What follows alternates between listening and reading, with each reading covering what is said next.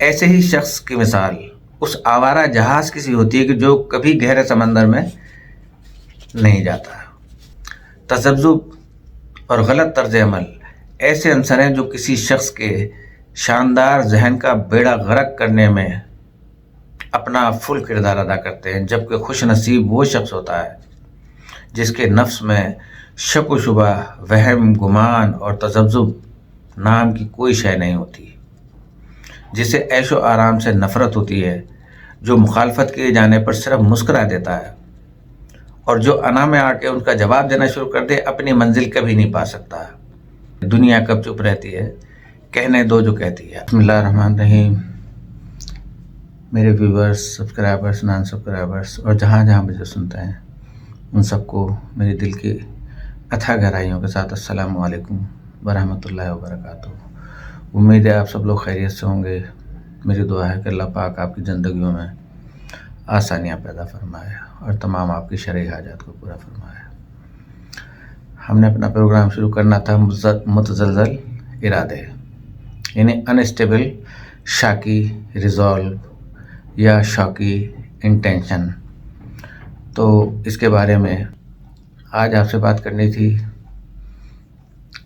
اور یقین جانے کہ آج کا پروگرام بہت اہم ہے ہماری نوجوان بچیوں کے لیے، بچوں کے لیے، بیٹیوں کے لیے، بیٹوں کے لیے، جو ابھی جوانی کی دہلیز پہ کچھ کرنے کے لیے آمادہ ہیں۔ ان کو یہ پروگرام ضرور سننا چاہیے، انشاءاللہ تعالیٰ بہت مدد ملے گی۔ لیکن پروگرام شروع کرنے سے پہلے آپ سے گزارش ہے کہ پروگرام اچھا لگے تو لائک کر دیا کریں، سبسکرائب کر دیں اور اپنے احباب میں شیئر بھی کر دیں، تاکہ میرے آنے والے پروگرام آپ کو باقاعدگی سے ملتے رہیں۔ عموماً ہمارے حضرات، خواتین، بچے اور بچیاں سبسکرائب تو کر دیتے ہیں لیکن بیل آئیکن کو پش نہیں کرتے ہیں، تو اس وجہ سے وہ پروگرام پھر شو نہیں ہوتے ہیں۔ تو بیل آئیکن کو پش کریں گے تو پھر آل لکھا ہوا آ جائے گا، تو بلیک رنگ کا یا وائٹ کلر میں اس کو آپ پش کر دیں۔ جب پش کر دیں گے تو پھر آپ کو ڈیلی بیسس پہ آپ کے اسکرین پہ شو ہو جائے گا کہ پروگرام آ گیا ہے۔ ابھی آپ پہ اس کا منحصر ہے، انحصار ہے کہ آپ اسے دیکھیں یا صرف نظر کریں، گزر دیں۔ بہرحال ہم چلتے ہیں متزلزل ارادے۔ یہ کیا ہے متزلزل؟ بھی بہت سارے لوگ نہیں سمجھتے اس کو۔ اس میں سے یوں سمجھ لیں گے ڈگمگانے والا، لرزاں، جیسے کہ زلزلے میں ہل رہا ہو، یعنی مستقل مزاجی اس کے اندر نہیں پائی جاتی، کانپنے والا۔ یہ اس کے مختصر اردو کے معنی ہیں۔ تو متزلزل ارادوں سے ناکامی کے سوا کبھی کچھ حاصل نہیں ہوتا۔ میں پہلے چند مشاہیر کے اقوال پیش کرتا ہوں، پھر انشاءاللہ یہ بات چلتی رہے گی اور جاری رہے گا یہ پروگرام جو ہے۔ شروع کر دینا نصف کام ختم کرنے کے برابر ہوتا ہے۔ جو نصف باقی رہ جاتا ہے اس کو پھر شروع کرو، بس آپ کا کام ختم ہو گیا۔ یہ روحانی ایس بہت مشہور اسکالر بھی ہیں اور شاید فٹ بالر بھی ہیں۔ نمبر 2 کہ جتنا وقت آپ اپنے دل میں یہ فیصلہ کرنے میں ہو کہ 2 کتابوں میں سے تمہارا لڑکا پہلے کون سی کتاب جو ہے وہ پڑھے، اتنی دیر میں دوسرا لڑکا دونوں کتابیں ختم کر لیتا ہے۔ ڈاکٹر جانسن کہتے ہیں، میری بات کو سمجھتے جائیے گا۔ نمبر 3 تذبذب کردار کی کمزوری کا سب سے کمزور پہلو ہے، یہ والٹر کہتا ہے۔ نمبر 4 ہے کہ ہر قوم اور ہر فرد کی زندگی میں سچ اور جھوٹ کی جنگ میں بھلائی اور برائی کے درمیان فیصلہ کرنے کا موقع ضرور آتا ہے۔ آلویل کا ہے یہ قول۔ نمبر 5 ہے کہ جو لوگ تذبذب اور جھجک سے کام لیتے ہیں وہ زندگی میں کبھی کامیاب نہیں ہو پاتے۔ قول ایڈیسن کا ہے، اور ایڈیسن سے تقریباً سبھی لوگ واقف ہیں۔ تو کیا آپ نے کبھی خیال کیا ہے کہ کولمبس کیوں کامیاب رہا؟ غور سے سن لیں کہ وہ پختہ ارادے کا مالک تھا اور متوازن قوت فیصلہ کا بھی. وہ بر وقت فیصلہ کرنے پر قادر تھا. اس کی عادت تھی کہ جو بھی ارادہ کرتا تھا اس کو پایۂ تکمیل تک پہنچا کر دم لیتا تھا. اس کے متعلق یہ بات بھی مشہور تھی کہ آپ کولمبس کو ختم کر سکتے ہیں. دیکھیں کیا بات کہہ رہا ہے کہ آپ کولمبس کو ختم کر سکتے ہیں، اس کے ارادے کو نہیں بدل سکتے. ارادہ قائم رہے گا. اس نے اپنے بچپن میں سفر دنیا کا ارادہ کیا تھا. جو چیز اس نے بچپن میں اپنے سوچی تھی کہ میں نے دنیا کا سفر کرنا ہے، وہ اس نے عالم جوانی میں شروع کیا اور جب تک مکمل نہ کر لیا چین سے نہ بیٹھا. جین ڈارک کی کامیابی اس بات میں مضمر تھی کہ سوال کو پہلے سمجھتی تھی، پھر فوراً ہی اسے حل کرنے کے لیے بیٹھ جاتی تھی. کچھ لوگ کہتے ہیں کہ اس کی طاقت اس کے خیالات میں اور جرأت میں تھی، ہمت میں تھی، جبکہ حقیقت اس کے برعکس تھی. اس کی طاقت کا اصل راز اس کے قوت فیصلے میں مخفی ہوتی تھی. اسی لیے تو خدا کا نام لے کر چارلز ہفتم کو ولی عہد قرار دے دیا تھا. میں ایسے بہت سے لوگوں سے واقف ہوں کہ جن کی زندگی کا کوئی واضح مقصد نہیں ہوتا. وہ کبھی نصب العین اور تدبیر کے بغیر زندگی گزارے چلے جاتے ہیں. نہ وہ کسی کی ہدایت قبول کرتے ہیں اور نہ ہی کوئی تجویز. بس جیسا وقت گزرے گزارتے چلے جاتے ہیں. حالانکہ وقت نہیں گزرتا، وقت اپنی جگہ پہ ہے. ہم گزرتے جاتے ہیں، ہمیں اس کا احساس نہیں ہوتا. تو ہر وہ شخص جس کی زندگی بے مقصد بسر ہو رہی ہو، وہ اپنے آپ کو حالات کے رحم و کرم پر چھوڑ دے. اس کے کردار میں کبھی پختگی نہیں آ سکتی کہ اگر پانی کا دھارا جہاں اس کو بہایا چلا جا رہا ہے، بہتا چلا جا رہا ہے، وہ کنارے پہ پہنچنے کی کوشش ہی نہیں کرتا، کہتا کہ میں نہیں پہنچ سکتا کنارے تک، تو وہ کبھی کسی مشکل کام میں ہاتھ نہیں ڈالتا. ایسے ہی شخص کے متعلق کسی قسم کی پیش گوئی نہیں کی جا سکتی.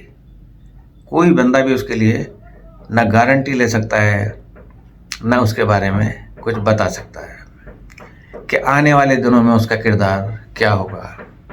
آپ کے ساتھ ارادہ کر کے نکلے گا، آگے جا کے بدل جائے گا، تو آپ کا کام بھی رہ گیا، اس کا کام تو ہونا ہی نہیں تھا، کیونکہ وہ شروع سے ہی اس ارادے سے نکلا تھا کہ میں آدھے راستے سے واپس آ جاؤں گا.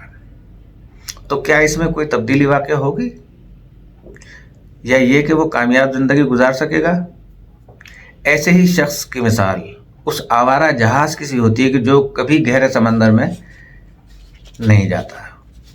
تذبذب اور غلط طرز عمل ایسے عنصر ہیں جو کسی شخص کے شاندار ذہن کا بیڑا غرق کرنے میں اپنا فل کردار ادا کرتے ہیں، جبکہ خوش نصیب وہ شخص ہوتا ہے جس کے نفس میں شک و شبہ، وہم، گمان اور تذبذب نام کی کوئی شے نہیں ہوتی، جسے عیش و آرام سے نفرت ہوتی ہے، جو مخالفت کیے جانے پر صرف مسکرا دیتا ہے، اور جو انا میں آ کے ان کا جواب دینا شروع کر دے اپنی منزل کبھی نہیں پا سکتا. دنیا کب چپ رہتی ہے، کہنے دو جو کہتی ہے، آپ اپنی منزل پہ رواں دواں رہے. جس کو ہر لمحے یہ احساس رہتا ہے کہ اس کے اندر کام کرنے اور پختہ ارادہ رکھنے کی طاقت موجود ہے. اس کو اپنی خوش نصیبی کے ستارے پر پتھر کی لکیر جیسا اعتماد ہوتا ہے کہ جیسے کٹنگ کر دی پتھر پہ. جس کی دل و دماغ میں ہمیشہ آگے ہی آگے بڑھتے رہنے کی جستجو اور حوصلہ موجود رہتا ہے، وہ ایسی قوت فیصلہ کا مالک ہوتا ہے کہ جو بڑی سے بڑی مشکل میں بھی نہیں بدلتی. ایسے لوگ حتمی اور جلد فیصلہ کرنے پر قدرت رکھتے ہیں. انہی لوگوں میں بے پناہ جرأت ہوتی ہے. ان پر کسی قسم کے طعن و تشنی کا کوئی اثر نہیں ہوتا کہ کون کیا کہہ رہا ہے، لیکن وہ اپنی منزل کی جانب جو ہے وہ رواں دواں رہتے ہیں. اور نہ ہی ان کو لعنت ملامت سے ڈر یا خوف آتا ہے. کرتے رہو، اپنے کام میں لگا رہوں گا. انہی لوگوں پر خوشامد اور چاپلوسی کا کوئی اثر نہیں ہوتا کہ کوئی تعریف کر رہا ہے، کوئی اثر نہیں ہوتا، کوئی طعن و تشنیع کر رہا ہے، کوئی اثر نہیں ہوتا، نہ ہی یہ اپنے اوپر مذاق کرنے والوں سے دل برداشتہ ہوتے ہیں۔ اگر دل برداشتہ ہو جائیں گے تو ارادے ٹوٹ جائیں گے۔ ولیم پٹ کا نام سے ہر برطانوی خاص طور پر اور بالخصوص سیاست سے تعلق رکھنے والے عام طور سے واقف ہیں۔ اس کی خاصیت یہ تھی کہ اس نے بچپن ہی سے ایک واضح نصب العین کے تحت کام کرنا شروع کر دیا تھا، ایک ٹارگٹ مقرر کر لیا تھا اپنی زندگی کے لیے۔ اس کا کہنا تھا کہ وہ ایک لائق اور مشہور باپ کا سعادت مند بیٹا ہے۔ لوگوں نے اس سے بہت سی امیدیں لگا رکھی ہیں، میں ان کو نا امید نہیں کروں گا، ایک دن عظیم شخصیت بن کر دکھاؤں گا۔ اسی نصب العین کو سامنے رکھ کر اس نے اپنا قدم اٹھایا۔ وہ کلاس روم میں ہوتا ہے یا گھر میں، کالج میں ہوتا ہے یا کھیل کے میدان میں، وہ اپنے عظیم مقصد کو ذہن سے مٹنے نہ دیتا، ہر وقت اپنے ذہن میں اس کو طاری رکھتا تھا، چاہے وہ کسی بھی اس وقت کام میں مشغول ہو، کوئی تقریب ہو، سو رہا ہو، جاگ رہا ہو، بیٹھ رہا ہو، لوگوں سے باتیں کر رہا ہو، لیکن وہ لگن اس کے دماغ میں موجود رہتی تھی۔ اس نے پختہ ارادہ کیا ہوا تھا کہ وہ انگلینڈ کا وزیر اعظم بنے گا۔ چنانچہ تعلیم سے فارغ ہوتے ہی اس نے سیاست کے میدان میں قدم رکھا۔ صرف 22 سال کی عمر میں وہ برطانوی پارلیمنٹ کا ممبر مقرر ہو گیا اور منتخب ہوا۔ جب اس کی عمر 30 سال ہوئی تو وہ وزیر مال مقرر کیا گیا۔ اس کے بعد بھی اس کی تسلی نہ ہوئی۔ بالآخر 55 برس کی عمر میں اس نے اپنا نصب العین حاصل کر لیا، یعنی برطانیہ کا وزیر اعظم بن گیا۔ ارادے کی پختگی کی اس سے عمدہ مثال ہمیں کہیں اور نہیں ملتی۔ اگر ولیم پٹ تذبذب کا شکار ہو جاتا تو جب وہ وزیر مال بنا تھا تو وہ اسی پہ اکتفا کر کے بیٹھ جاتا، مگر اس نے اپنے آپ کو متزلزل نہ ہونے دیا اور متواتر 25 برس تک وزیر اعظم بننے کی کوشش میں لگا رہا۔ پھر دنیا نے دیکھ لیا کہ ولیم پٹ نے اپنے بچپن کے ارادے کو سچ کر دکھایا۔ ایسا ہی بیان ایموس لارنس کا تھا۔ اس نے اپنی ایک کتاب میں لکھا تھا کہ ان کی کامیابی کا راز صرف یہ تھا کہ ہم جو کچھ ارادہ کرتے تھے اس پہ فوری عمل بھی شروع کر دیتے تھے، جبکہ دیگر لوگوں کی عادت یہ ہوتی تھی کہ ارادہ تو باندھ لیتے تھے لیکن اس پر عمل نہ کرتے تھے۔ خیالی پلاؤ اسے کہتے ہیں بنانا، کہ پکا رہے ہیں، ہوگا ارادہ کر لیا لیکن اس پہ عمل نہیں کرتے تھے بھی، اور اگر عمل کرنا شروع بھی کرتے تھے تو اسے درمیان میں ہی چھوڑ دیتے تھے، جس کا نتیجہ یہ نکلتا تھا کہ ہمارا کام ٹھیک ٹھاک طریقے سے انجام پذیر ہوتا تھا جبکہ ان کا کام خراب ہو جاتا تھا۔ کوئی بھی فیصلہ کرتے ہوئے دوسروں سے مشورہ کرنا غیر مفید ہونے کے ساتھ ساتھ برا بھی ہوتا ہے۔ اسی لیے ضروری ہے کہ ہم اپنی رائے قائم کرنے یا ضرورت پورے کرنے کے اوقات میں صرف اپنی خود اعتمادی اور جرأت سے کام لیں، تاکہ اس کام میں کسی قسم کی خرابی پیدا ہونے کا احتمال ہی باقی نہ رہے۔ جب ہم دوسروں کی رائے کا احترام کرتے ہوئے کسی کام کو کریں گے تو اس میں طرح طرح کی رکاوٹیں پیدا ہوں گی کہ جن کو ہم فوری طور پہ دور نہ کر سکیں گے۔ اگر انہیں دور کرنے کی کوشش کریں گے تو اس میں مزید کئی خرابیاں پیدا ہونا شروع ہو جائیں گی۔ نیپولن بوناپارٹ کی عادت تھی کہ وہ نازک سے نازک مواقع پر بھی قطعاً خوفزدہ نہ ہوتا تھا، اور وہ جس طریقے کو دانائی کا طریقہ خیال کرتا تھا اس پر ایک بھی ذرا سا لمحہ بھی ضائع کیے بغیر عمل کرنا شروع کر دیا کرتا تھا، جبکہ دیگر تمام طریقوں کو پس پشت ڈال دیتا تھا۔ یہی نہیں بلکہ ان طریقوں سے متعلق دلائل کو بھی اپنے سامنے لانے سے گریزاں رہتا تھا، مبادا کہ اس کے سامنے رہنے سے ارادہ متزلزل ہو جائے۔ دنیا میں ایسے لوگوں کی تعداد بہت ہی کم دکھائی دیتی ہے جن کے اندر فوری فیصلہ کرنے کی قوت موجود ہوتی ہے۔ ایسے ہی لوگ اپنی ذہانت کے بل بوتے پر فوراً ہی کوئی نہ کوئی دانائی کی راہ اختیار کر لینے پر قادر ہوتے ہیں۔ یہی وجہ تھی کہ نیپولن بوناپارٹ جب تک فوری فیصلے کی صلاحیت کا مالک رہا، پورے یورپ پر اس کا قبضہ رہا۔ صرف ایک میدان اور اس میدان سے کہ جسے واٹرلو کہا جاتا ہے وہ نہ جیت سکا، جس کی وجہ وہ خود بیان کرتا ہے کہ اس وقت وہ کوئی فوری فیصلہ نہ کر سکا، اس لیے اسے ناکامی کا منہ دیکھنا پڑا۔ یہ اس کی زبردست قوت فیصلہ ہی تھی کہ پورا یورپ اس کے قدموں میں یا قدموں کے نیچے یا قدموں تلے رہا۔